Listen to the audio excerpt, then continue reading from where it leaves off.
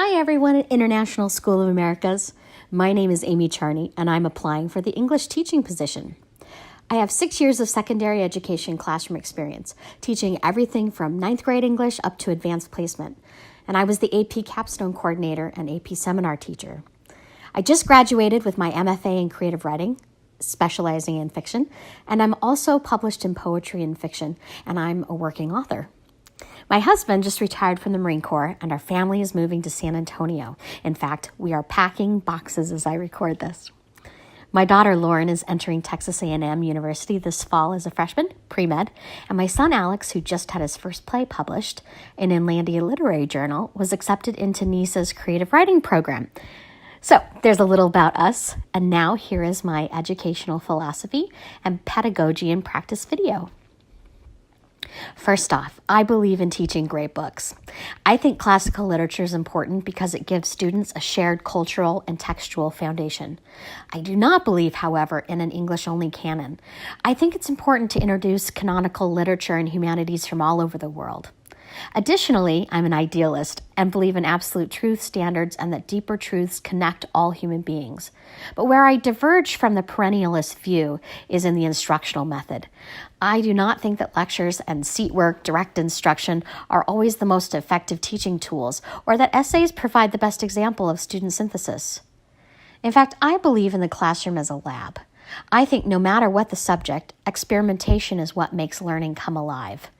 Impactful learning happens when students are able to connect their knowledge dots. I think it's important to help students learn critical thinking tools in order to analyze knowledge themselves. In order to lead students into a higher depth of knowledge, I go through a rigorous planning and reflection process that first acknowledges what might have worked with one student population last year may not be as effective with the students in front of me this year. I always begin with a unit plan, and I always start at the pre-assessment phase. I want to know what my students know. I believe in working smarter, not harder. So if they already have mastery over a key concept, we may spiral back to it, but I would rather concentrate on areas they are still struggling with. As we work through a concept, I utilize informal and formal formative assessments to check for their understanding along the way. This is vital. I don't want to blaze through lesson plans and leave students behind. I always leave room in my unit plan for intervention days, where I, in the past, partner with other content area teachers to reteach or enrich students on concepts they may be struggling with. I plan these intervention times prior to any summative assessments so that students have the best possible footing to show their knowledge. As an example, I teach poetry by encouraging students to write their own. I do not think that students can fully understand or analyze poetry until they struggle against the blank page. I want them to think like an author. I do this with fiction as well. Instead of just teaching plot structure, how about having them try to write it themselves? But I think that this has to be within a framework. So when I'm teaching literature, I'm definitely not a formalist. I believe that when we're studying books, that I'm more of a guide helping students learn approaches to analyze the work within its historical, cultural, and social context. Whenever we approach a text, I always take time to look not only at the historical and social context that the novel is set in, but also when the author is writing it. For example, when I teach To Kill a Mockingbird, my students learn not only about the 1930s Depression-era South, but also the 1950s and 60s civil rights movement that Harper Lee is writing to. And then I try to lead the students into applying those themes and ideas to their current world. It is vital for me that every student have a rich laboratory to learn, not only knowledge, but also the wisdom on how to exercise it. As a teacher, I hope to invite students into rich discussions about what it means to be a human as well as a citizen of the United States. Leading by example is one of the many ways that I hope to encourage my students, who will come from many cultures and ethnicities, to share with each other what has shaped them as a person. I also get excited to facilitate rewarding discussions about these ideas in my classes. And I think great books foster the free exchange of ideas. It gives us universal themes in poetry, fiction, and memoir that help my students walk in another's shoes and ultimately can help them become tolerant and socially aware adults. I think that students come into the classroom as complete, unique people and are not homogeneous. They deserve equal access to schooling no matter their ethnicity or persuasions. Because they are diverse, students need to take an active role in their education. I do not think one size fits all. Choices empower students to invest in the material that they study. I think that all students are curious and they have a desire to learn, but I also believe that they want guidance and a safe environment that boundaries can provide. Students need challenges, and I, as a teacher, try to set goals and expectation in partnership with them and hold them accountable. I see myself in the classroom more as a mentor and guide. So no matter what ethnicity, gender, or persuasion, human beings want to relate to one another. Oftentimes we just don't know how. So I want my students, when they walk into my classroom, to learn to accept others and adapt to a shrinking world. And this goal, I believe, starts with me, the teacher. It is important that I learn new ways to teach students who will enter my classroom. Lifelong learning helps me to create an inclusive environment that students need to thrive, which is why I've continued my education alongside my students. I earned my MFA in fiction this June. I also think it's vital for my students to reach out beyond our classroom and school walls. I believe in engaging them in their community, and whenever possible, I try to open a dialogue between the two. So, for example, I started a city youth symposium between our city council and my AP seminar students. The city managers and council came to our school and presented to my students the 6 most pressing issues in our community, and then mentored them. The students broke up into task force assigned to each topic.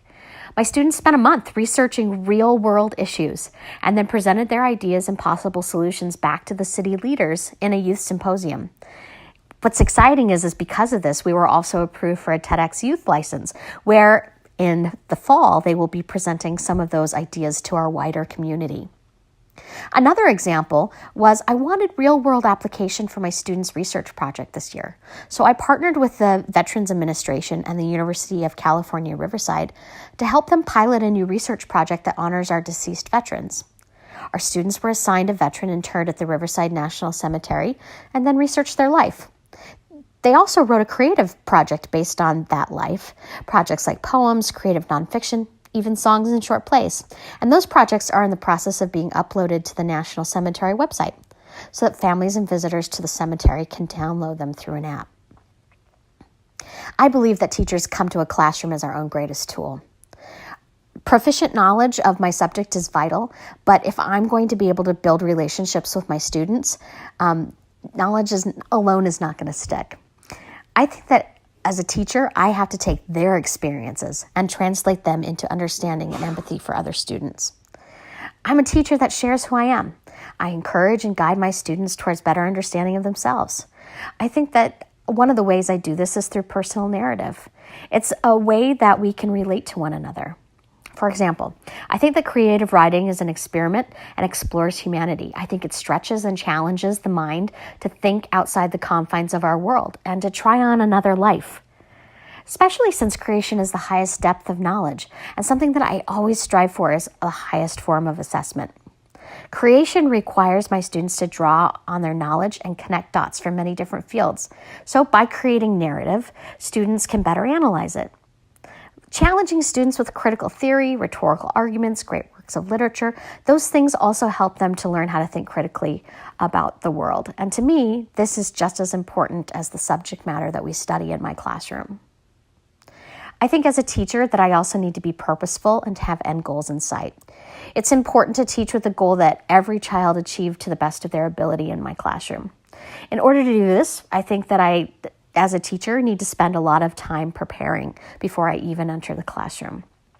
When I walk through the door of my classroom, it is important for me to be completely present. Engagement is my ultimate classroom management strategy. I try to make learning come alive through get up and move signature lessons. I don't just have my students, for example, read Romeo and Juliet. We put on costumes and we create tableaus of the tentpole scenes, or we'll use improv to act out the play as we go. In To Kill a Mockingbird, we actually turn my classroom into a courtroom and reenact the trial of Tom Robinson. When I teach the Odyssey and the hero's journey, my students literally walk through the 12 steps of the hero's journey in a LARP, live action role play, that I wrote that leads them through ultimately into writing their own hero's journey. When I teach Fahrenheit 451, we have a mock UN, and we create a new dystopian world trying to regroup after a global catastrophe. How can my students collaborate and communicate together in order to form a new government? I'm a teacher that holds my students' attention and stay aware of what was happening. And I stay aware of what's happening in my classroom. It's important for me to see when students are grasping concepts and when they might need further explanation. I also try to make my lesson plans malleable so that I can adapt the lesson to accommodate intervention when needed and even break down concepts in a new or different way. I also need to have fun with my students and enjoy what they do. If I'm curious and excited about the lessons, then even if the subject matter doesn't interest my students in the beginning, I think they can at least walk out my door with a clear understanding and respect for it. I think the hallmark of my teaching career so far, however, is when I teach Elie Wiesel's Holocaust Memoir at night. My school district didn't have enough money to send our students on a field trip to the Holocaust Museum, so instead I created one in my classroom. And now, over the last 5 years, it has grown to the point that every student on our 3,200 student campus at one point in their high school careers participated in it. It's a hallmark experience on our campus that binds our students together and allows us to honor the survivors and victims of the Holocaust and to do our part to make sure that history does not repeat itself by engaging our wider community, even outside our school walls. So this is the experience that my students have. First, I'm a trained facing history and ourselves teacher. I use their curriculum as a jumping off points for my students to have meaningful dialogue about the challenges that face us today. It's an innovative and integrated approach to teach not only the texts like Night and To Kill a Mockingbird, but also to pull in civics, humanities, and sociology. I encourage my students to think critically about ethics, social responsibility, and justice as we look at the past, but with the intention to stop future bigotry and hatred and understand the impact of their choices. To that end, the first thing that we do when jumping into Elie Wiesel's text is understanding the context of World War I and World War II. And often I partner with history teachers on our staff to deliver impactful context for this. During this time, we also look at our own identities in history, as well as our universe of obligation to others. It's hard sometimes for students to wrap their brain around the systematic murder of 6 million Jews and other innocent victims. So I ask them a lot of essential questions about the nature of human behavior and challenge them to think differently and deeply, especially through the use of Socratic seminars and forced choice activities. As we move into the text, I assign students into collaborative literary circle groups that they remain in for the entirety of the book. They each take turns performing different roles in each chapter discussion groups, roles such as discussion director, line lighter, which is a quote analyst, context investigator, text analyst, as well as an artist role that helps them think about what artifact they're going to create as a group. My students also do a mini research project based on a web quest that I developed on Zoonal. And you can actually find this if you're interested by Googling Amie Charney, Zoonal web quest, World of Night. Each member researches things like art, sounds, historical events, recorded testimonies, photographs of the Holocaust. All of these lead them up to creating an artifact proposal. And we ask our students to create an art or artifact piece based on a foundational theme that they have been impacted through their study of night. The assessment piece for this is an in-depth defense statement that they write, which explains how their artifact aligns within that theme that they select and the Elie Wiesel's world of night. As we complete the book, our students move into a build week where they complete their art or artifact for our community museum that opens at our school for 3 days. We also partner with the art teachers, as well as our ceramics teacher and other visual and performing arts teachers to have them participate in the museum as well. Last year, over 3,000 visitors, students, teachers, community leaders, parents, community members, and even a couple of Holocaust survivors have come through our museum. Our students also lead and run the museum through our docent and curator leadership program. This docent group is a nominated and selected group of students by teachers who are tasked with the creation of the museum from the ground up. And often our older students return every year to mentor our younger students. So I wanted to share with you a clip of our museum. This was actually a student documentary project from a couple of years ago. And it shows the artifacts that our students have created and the final product.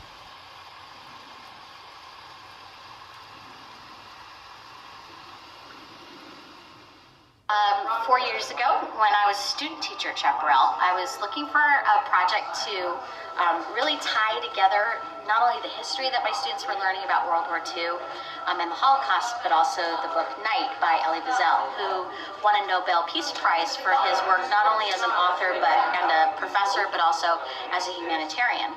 So we were looking for a way for our students to express really the emotions that they were feeling about the book and what they were reading, and the fact that for the first time they understood this was a true story, that the Holocaust really happened. So I watched this movie Paper Clips, and it's about a student group in Tennessee, in rural Tennessee, that came together as a school to do a project that really memorialized the Holocaust and honored the victims and remembered the survivors. So we kind of came across this idea of doing a Holocaust museum. We weren't able to take our students to the Holocaust Museum in Los Angeles, so we decided to just create one in my classroom. And it just started with my small groups of classes that I had, and it was so popular and really was such a moving experience for not only the visitors but the students that participated in it, that we decided to take it for the whole 9th grade. And so now every 9th grader at Chaparral, and now it's 4 years later, so that means that every single class as a 9th grader, they participated in the Holocaust Museum. And the 9th graders now work in groups. They come up with an idea. They have to draft. They go through quite an extensive proposal where they have to sketch or draft or draw what they're thinking. They have to really connect and think about, what am I trying to say? And that's what we encourage them to start with. Not, what am I going to make? What can I paint? What can I draw? What can I sculpt? But what do I want to say to people that come through this museum about not only my personal experience of reading the novel and learning about the Holocaust, but also what do I want to say about how we need to never forget this so history doesn't repeat itself. Oh, it's been unbelievable so far. We had a great response today. A significant amount of classes came through, and I feel that the work presented this year by 9th grade students is the next level. They brought it up a notch. They did a fantastic job. Really, truly what the kids experience when they go through this museum. We started with just a small group.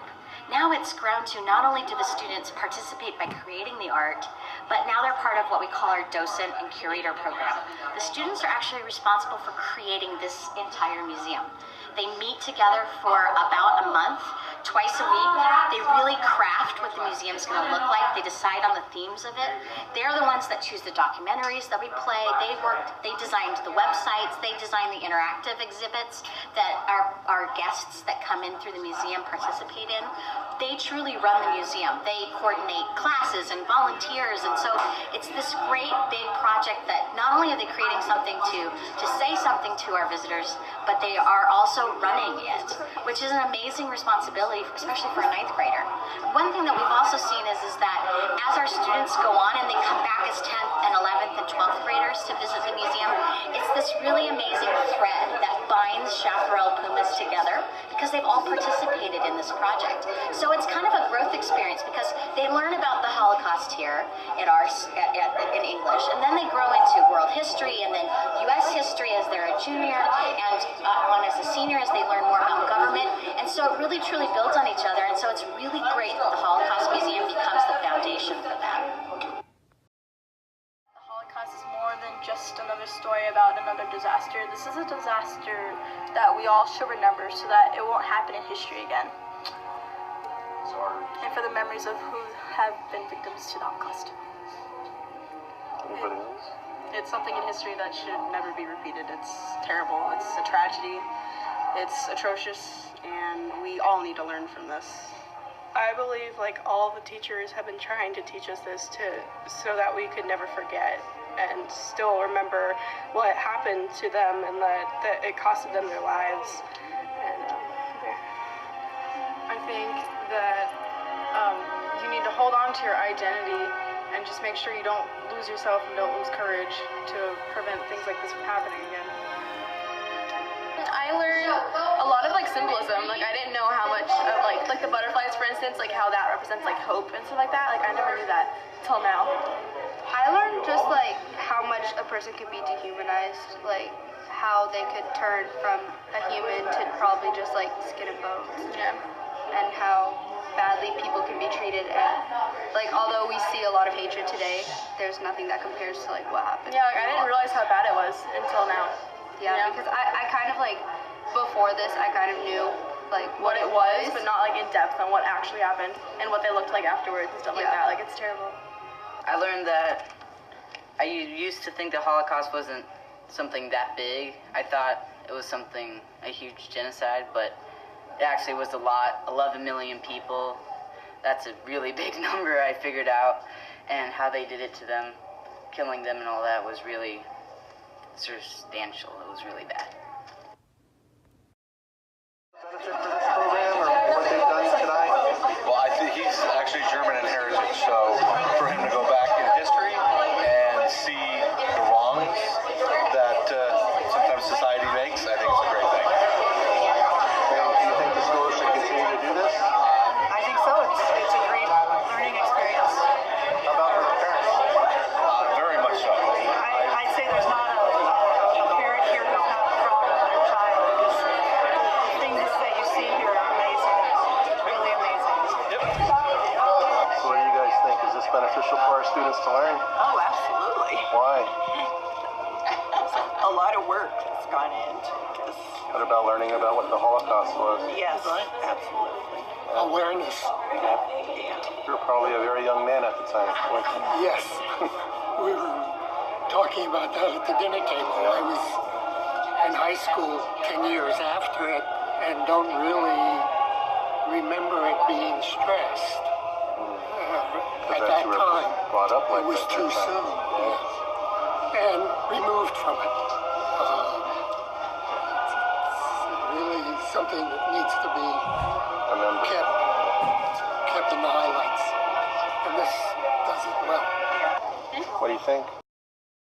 People went through hard times during the Holocaust, and that people were dehumanized. Everybody was stripped of their humanity during the Holocaust. I've also learned that you need to keep hope and faith in what you believe in, because that's what these people died for.